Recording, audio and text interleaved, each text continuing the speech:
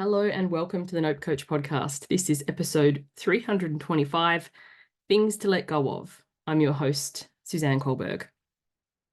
A few months ago, I did an episode called Letting People Go. That's been one of the most responded to episodes. So today, as I was thinking about what to chat about, I want to take that one step further and talk about things to let go of.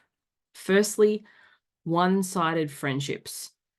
If you're always the one who reaches out, connects, messages, organizes the catch-ups, checks in, all that sort of stuff, it's time to let that go. Because if you think about energetically how much space that's taking up in your life, if you let that friend go, as hard as it might be in the beginning, you're allowing space for a more aligned friendship, connection, relationship to begin. Another thing to let go of, the feeling that it's not happening fast enough. This is especially shout out to my colleagues, friends in biz. You know, when we are doing something in our business, we can think, oh, that was going to be the thing. And then we don't get the result. And we're like, oh, it didn't happen fast enough. And then we're forever chasing our tail and working and overworking and, approaching burnout. Instead of feeling that it's not happening fast enough, how can you be proud of yourself for what you've already done and the progress you're making so far? I look at my own business in the last year, all the things I've accomplished, a rebrand, a new website, a new podcast. Like, this podcast isn't even a year old yet. So many things that I'm, really, really proud of that aren't yet where I want them to be, financially or, that kind of thing. But instead of going, oh, it's not happening fast enough, and then jumping immediately to the next thing, how can you be proud of yourself for the progress that you've already made? Next thing to let go of is the fear of failure. However that turns up for you, whether you're like, I've left it too late, I'm too old, I don't know enough, it's already been done, and so on and so forth. I've tried so many times before, why would this time be any different, etc., etc. Like, we all, in some way, shape, or form, have this fear of failure. And, carrying that shit around is heavy and it's exhausting. And who would you be if you didn't have that? What's that quote? Oh, what if I fall? Oh, but my darling, what if you fly? Like, if you weren't so busy carrying around that doom and gloom of potential failure, how much could you achieve and how much better would you just feel in yourself? Another thing to let go of, comparison.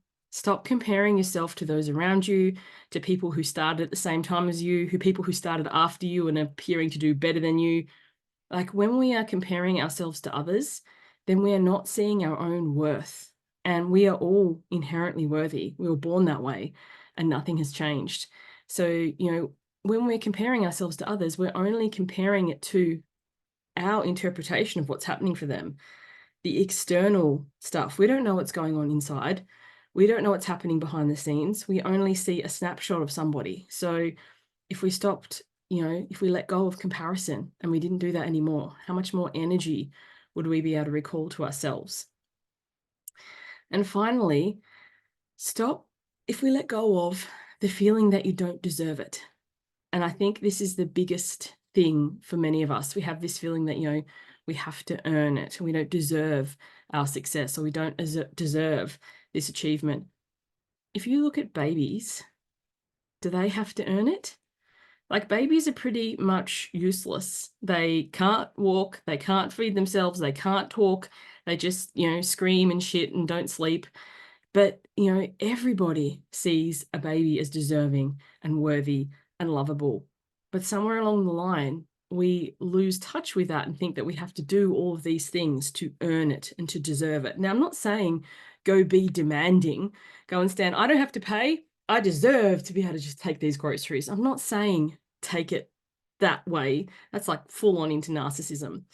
But, when we, especially as entrepreneurs, don't work a regular 9 to 5 and get a paycheck.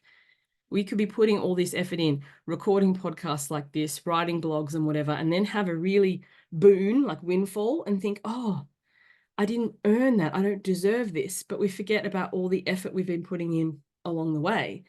And, anywhere in our life, if we just take a moment and pause and realize that, we don't need to earn this. We are deserving exactly as we are.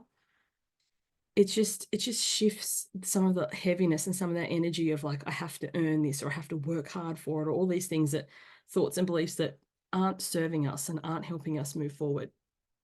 So what would you add to the list? What did I have? Things to let go of: one-sided friendships, feeling that it's not happening fast enough, fear of failure, comparison, feeling that you don't deserve it. What else? What are some sneaky things that you're like, actually, this isn't serving me in any way, shape, or form? Time to let it go. And how would you be if you didn't have that weighing you down? And who will you be on the other side of that? Because I think sometimes we get stuck in, it needs to happen instantly. We need to feel like it's, happening really, really fast, and we need to feel like we are deserving. And these are just things that we're carrying. It makes me think of I'm probably going to butcher the pronunciation, but like the Rorschach test or whatever it is, the ink blots. You put them on the page and then you ask everybody what they see. And some people will see, oh, that's a cute bunny. And some people will be like, oh, that's sinister. It's like a nefarious stalker and that. The ink blots, the image is exactly the same, but it's each different person's interpretation based on their past experiences, their beliefs, their fears. That shapes how they see what's on the page in front of them. So if you look at the things that are shaping the way that you see the world now and realize that this same circumstance to somebody else would look totally different, is it something that you could just let go of, so that you're looking at that ink blot and seeing the cute bunny rather than the nefarious, sinister potential stalker?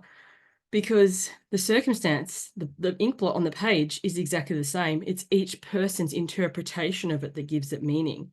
So maybe things that you're holding on to, that you really are your own anchor. And if you can let them go, then you can feel free. Thank you for tuning in. Hope to catch you on the next one. Bye for now.